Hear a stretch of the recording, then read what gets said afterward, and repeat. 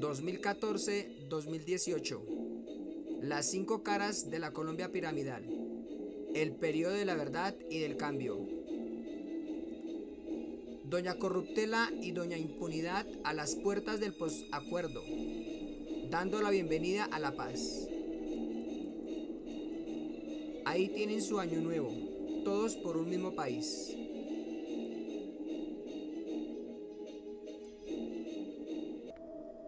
Mientras la señora Corruptela y la señora Impunidad estén a las puertas del posacuerdo para darle la bienvenida a la Paloma de la Paz, esta no sería más que el lobo disfrazado de Paloma Blanca, quien a final de cuentas no es más que la misma burocracia quien ha sabido avalarse a sí misma para comenzar muy ansiosamente y a enfrascarnos a unas políticas en la referendación de unos acuerdos ya previamente establecidos y sin el derecho a decir ni pío. Y más frente a unos acuerdos entre quienes ya se tomaron por derecha el mango del sartén de la paz. Con gusto afirmamos y avalamos la paz,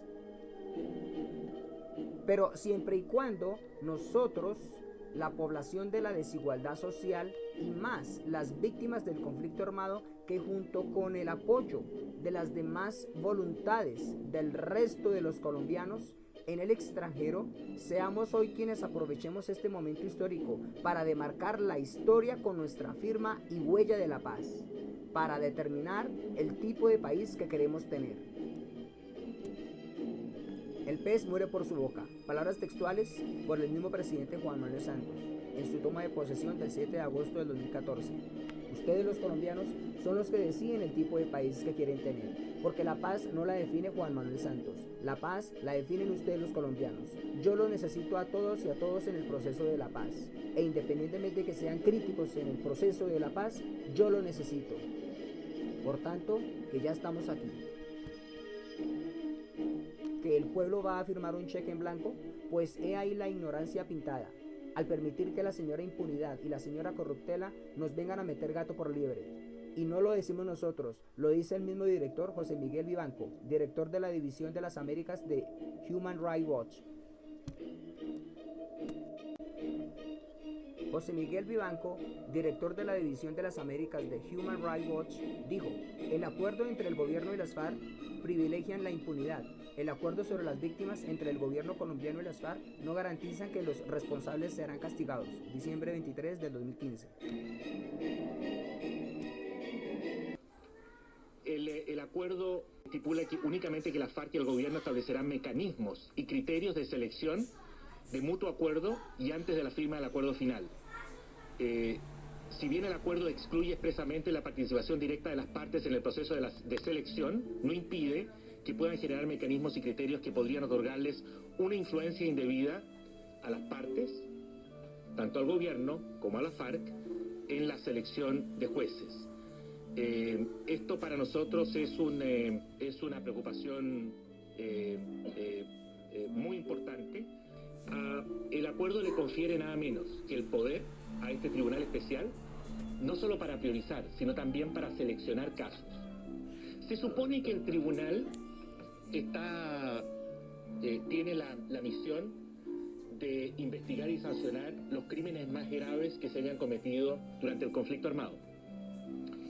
Y cualquier tribunal, cualquier entidad judicial tiene las facultades de priorizar, de decir, por ejemplo, vamos a investigar primero o vamos a dedicar nuestros mayores esfuerzos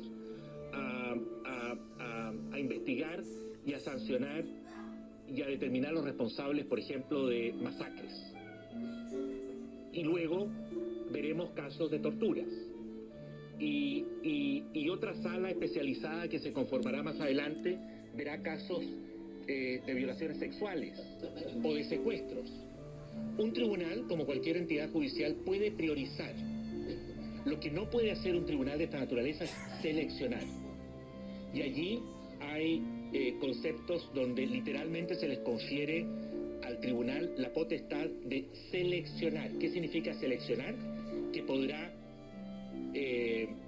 dejar impunes materias, casos, y el único criterio será que no sean representativos para ellos de violaciones a derechos humanos. pero no está definido eso.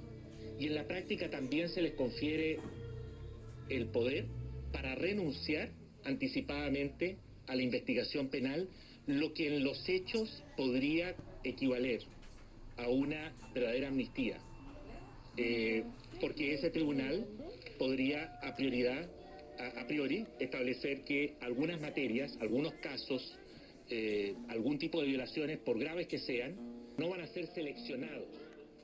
Ya no es una cuestión de prioridad, de priorización, sino que no van a ser seleccionados.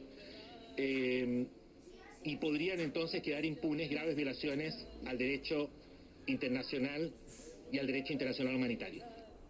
El acuerdo estipula que las salas deberán tener en cuenta que no debe haber impunidad para las conductas graves y representativas, una categoría que el acuerdo no define cuáles son esas conductas graves y cuáles son esos delitos representativos. Si bien el acuerdo no describe la situación legal de aquellos criminales que no sean seleccionados para su persecución penal, el gobierno recientemente anunció que la jurisdicción podría suspender la ejecución de la pena o renunciar a la persecución penal de los agentes del Estado que no tengan la mayor responsabilidad en tales crímenes. Los valores jurídicos que se invocan en este acuerdo, hay lagunas, hay ambigüedades, hay contradicciones y hay además garantías que se establecen en favor de aquellos que son responsables de crímenes de guerra y crímenes de lesa humanidad, que sugieren más bien que lo que va a primar en este acuerdo es la impunidad y no la justicia. La impunidad y no la justicia. Ahora sí es claro o se lo explicamos con plastilina. Y como lo pueden observar en este y en otros de los muchos acuerdos pendientes por analizar, bienvenida la impunidad al postacuerdo. Ahora observen cómo este otro acuerdo facultará a los que tendrán la sartén por el mango de la supuesta paz duradera y sostenible para que puedan violar de nuevo a nuestra constitución política a su conveniencia e intereses personales. Y lo más insólito es que el pueblo sigue durmiendo sobre el colchón de su ignorancia y sobre la almohada de la indiferencia que tiene para con su prójimo, nación y patria. El penúltimo punto que quiero referirme es a las restricciones a ejercer cargos públicos. El acuerdo, en la práctica, aquellos que sean condenados, que asuman responsabilidades, que tengan responsabilidades por por crímenes de guerra o crímenes de lesa humanidad, podrán ejercer derechos políticos, lo cual significa que podrán postularse, podrán competir por un puesto, por un cargo público, incluso mientras están cumpliendo sus sanciones. Y como eso está prohibido por la Constitución colombiana, se asume un compromiso textual, aquí en el acuerdo, para que entre la FARC y el gobierno de Colombia busquen la modificación, la reforma a la Constitución de Colombia para permitir que aquellos que se encuentran cumpliendo condenas por crímenes de guerra o crímenes de lesa humanidad puedan ejercer sus derechos políticos. Estos son todos los grandes resultados y esfuerzos que logró adelantar el Estado y el gobierno en materia de acuerdos para un pueblo latinoamericano perdido en su ignorancia.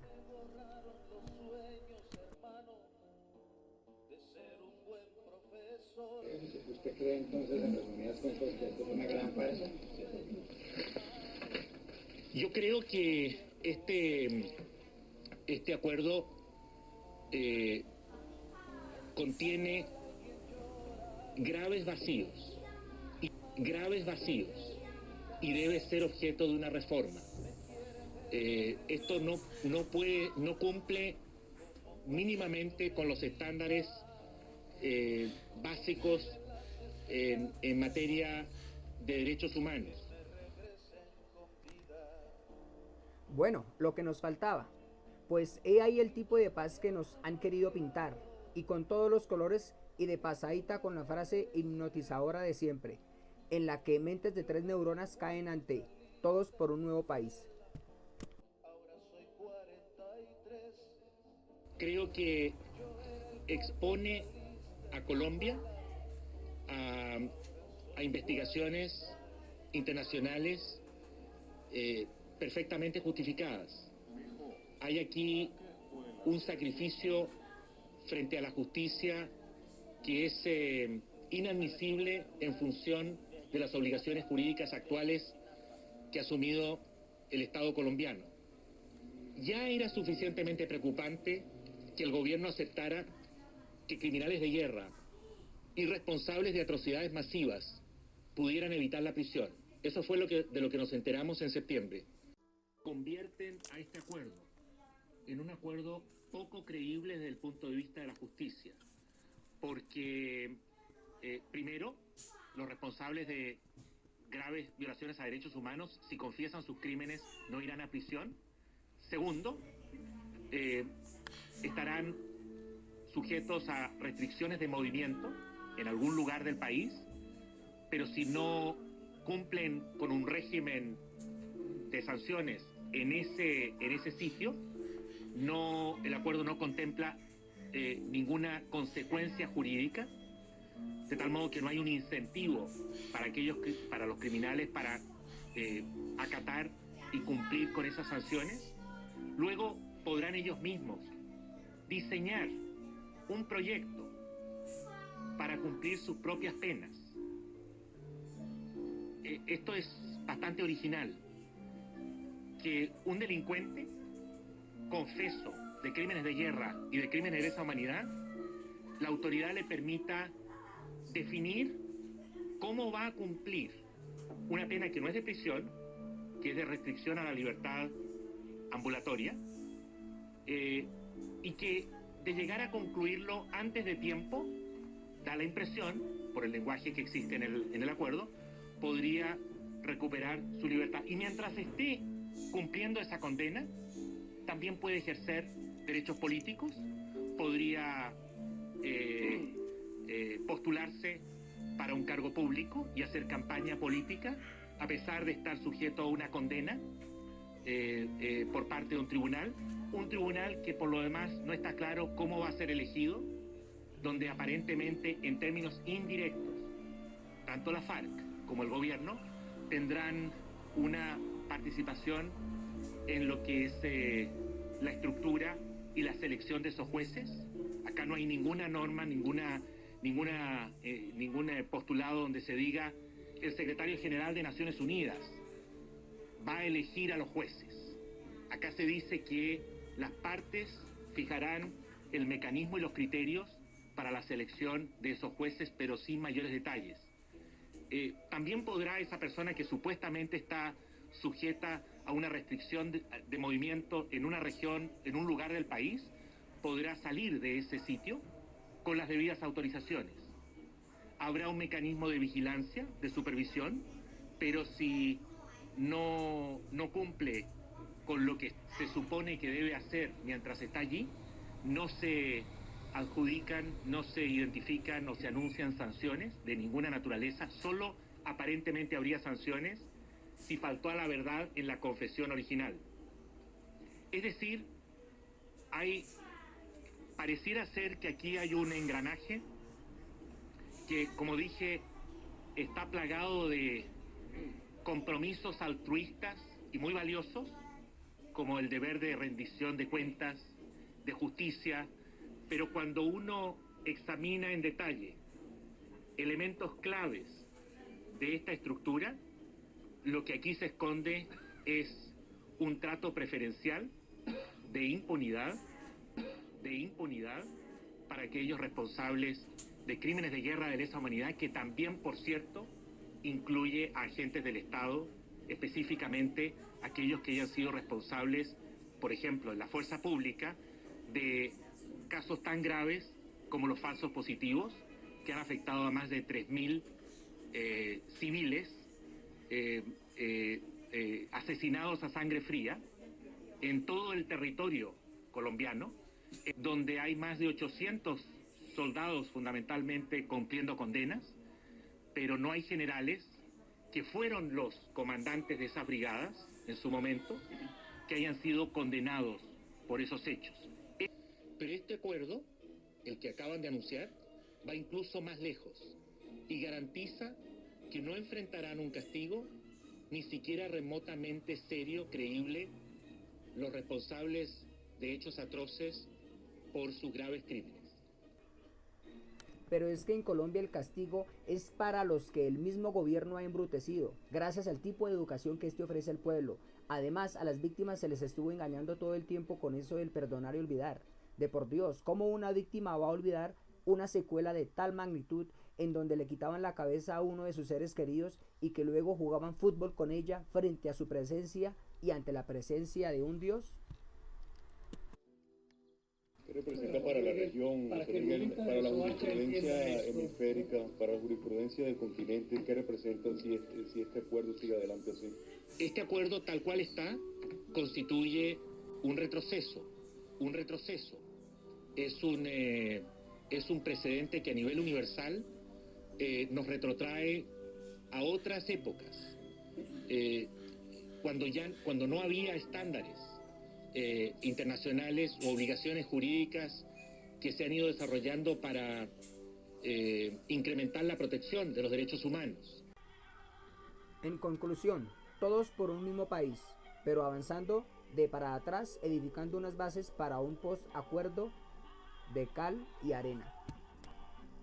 Bases que nos conlleva a seguir enfrascados en episodios en donde la siguiente familia, la señora Impunidad, la señora Corruptela, don Violentino y don Depredador seguirán montados en la burocracia actual, prometiéndonos una paz duradera y sostenible. Bienvenidos al siguiente y penúltimo video, video 12 parte B. Todos por un mismo país y porque una Asamblea Nacional Constituyente sí nos cambia este país de pies a cabeza.